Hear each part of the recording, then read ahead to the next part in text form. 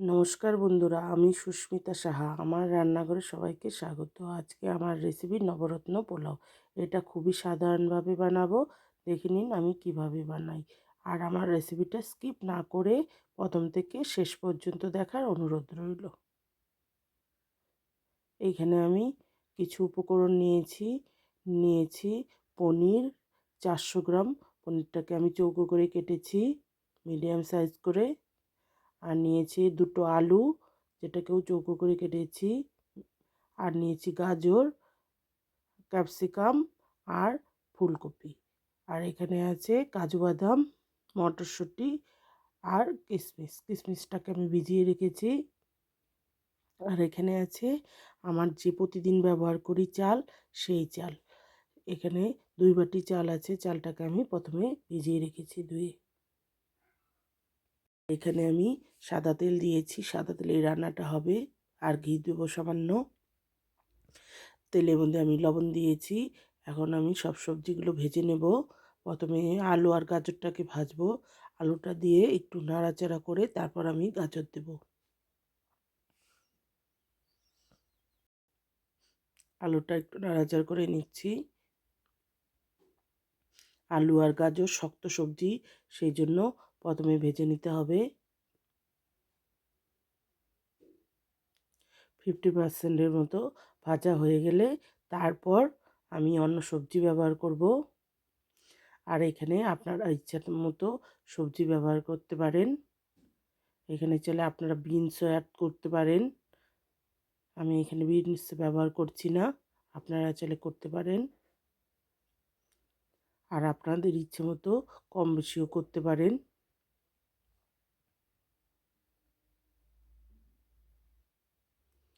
আমি গাজর আর আলুটাকে 50% মতো ভেজে নিয়েছি।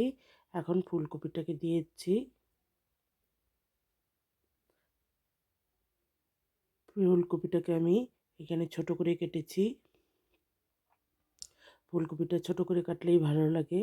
আর ফুলকপিটাকে আমি গরম জলে ভিজিয়ে রেখেছিলাম 5 মিনিট।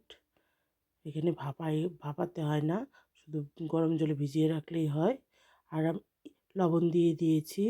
সবজি ভাজার সময় লবণ দিলে সবজির মধ্যে লবণ ঢুকে যায়, সেই জন্য আমি সবজি ভাজার সময় একটু লবণ দিয়ে দিচ্ছি।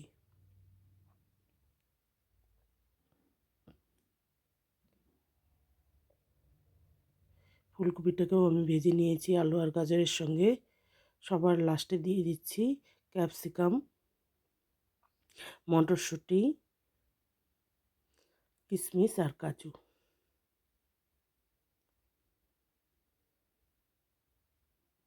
আমি পরিমাপগুলো বলিনি, আপনাদের ইচ্ছা মতো পরিমাপ বুঝে নেবেন, কম বেশি করতে পারেন।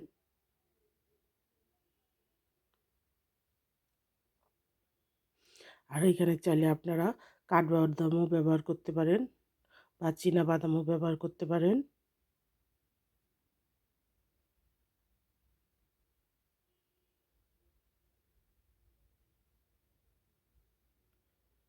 এখন সবজিগুলোকে আমি 5 মিনিট আবারও ভেজে নেব।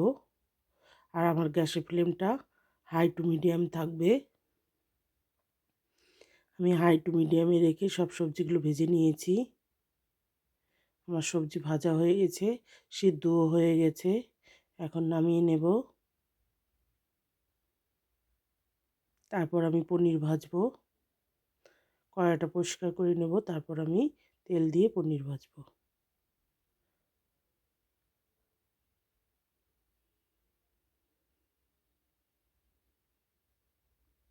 আর বেশি ভাজার প্রয়োজন হয় না। এখন আবারও কড়াই তেল দিয়ে দিয়েছি, তেলটা গরম হয়ে গেছে। এখন পনিরগুলোকে আমি ভেজে নেব।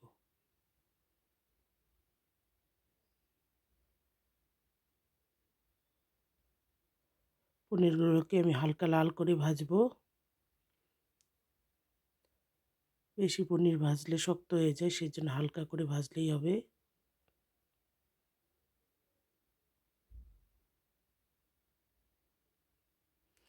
আমি 2-3 বারে পনিরগুলোকে ভেজে নেব। আর আপনারা চাইলে পনির না ভেজেও করতে পারেন, তাতেও অসুবিধা হয় না। কিন্তু ভেজে নিলে একটু স্বাদটা অন্যরকম হয়, ভালো লাগে। আমার পনিরগুলো ভাজা হয়ে গেছে, এখন উঠিয়ে নিচ্ছি। বাকিগুলোও এইভাবে ভেজে নেব।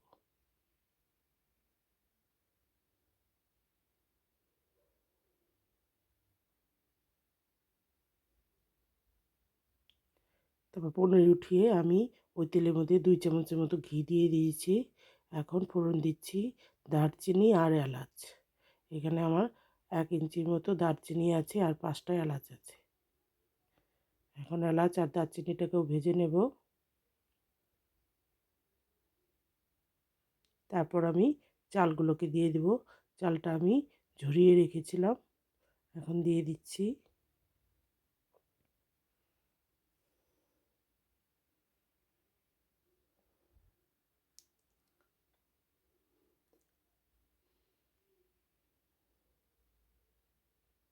এখন আমি 5-7 মিনিট চালটাকে ভালো করে ভাজবো।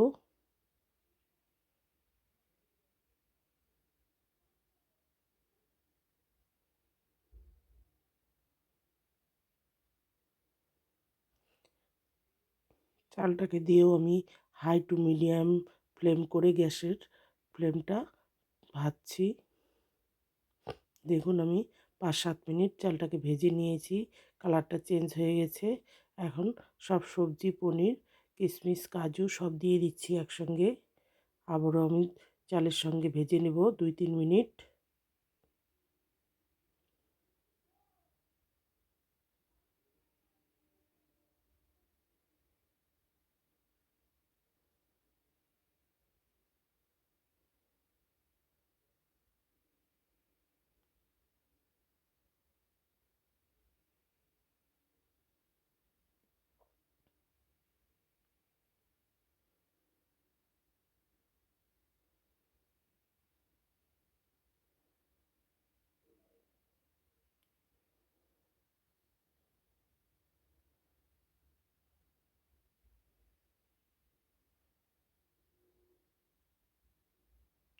এখন আমি যেই বাটি মেপে চাল নিয়েছিলাম সেই বাটি মেপে 1 বাটি দুধ দিয়ে দিচ্ছি আর দেব 2 বাটি জল। এখানে 1 বাটি দুধ আর 2 বাটি জল দিতে হয়।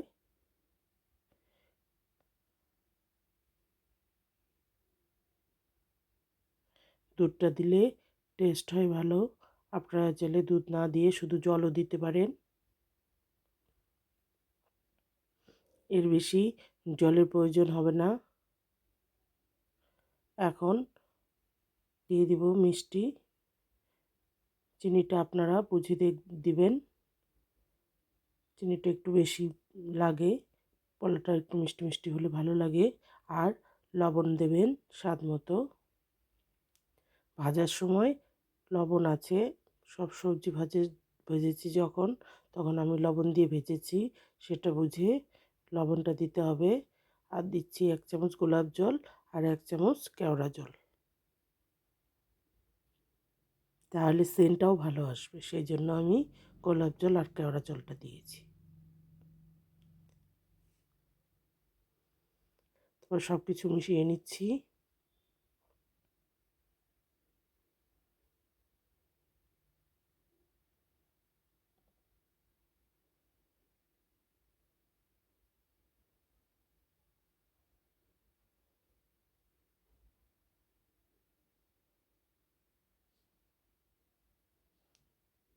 আমি সব কিছু মিশিয়ে নিয়েছি। এখন দিয়ে দিচ্ছি 4টা কাঁচা লঙ্কা চিড়ে।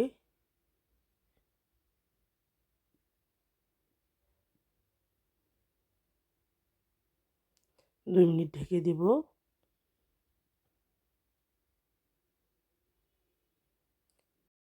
2 মিনিট পরে যখন জলটা ফুটতে শুরু করবে, তখন আমি ঢাকা খুলে গরম মশলা দিয়ে দেব। এখানে 2 চা চামচ গরম মশলা দিচ্ছি। এখন ভালো করে মিশিয়ে নেব।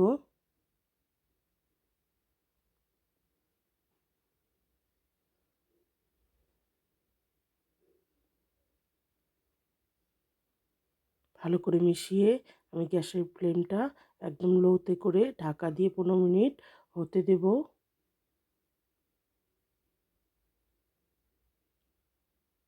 এই সময় একদম গ্যাসের ফ্লেমটা লোতে থাকবে।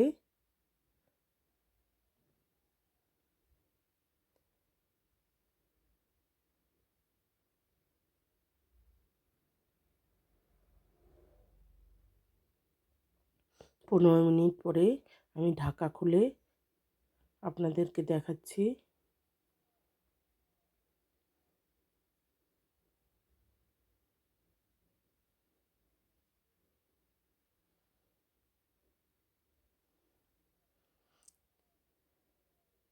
দেখুন একটু জলা জলা ভাব আছে। এখন আর বেশিক্ষণ রান্না করতে হবে না।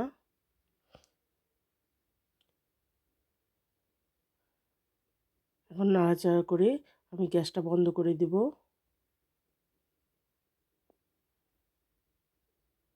ভালো করে মিশিয়ে নিতে হবে।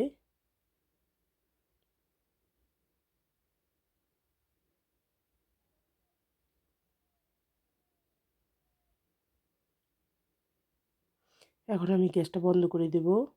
তারপর ঢাকা দিয়ে 15 মিনিট রেখে দেব।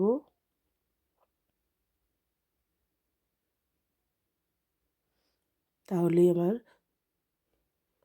পোলাওটা ঝরঝরা হয়ে যাবে। এইভাবে একদিন করে খাবেন, খেতে খুবই সুস্বাদু হয়।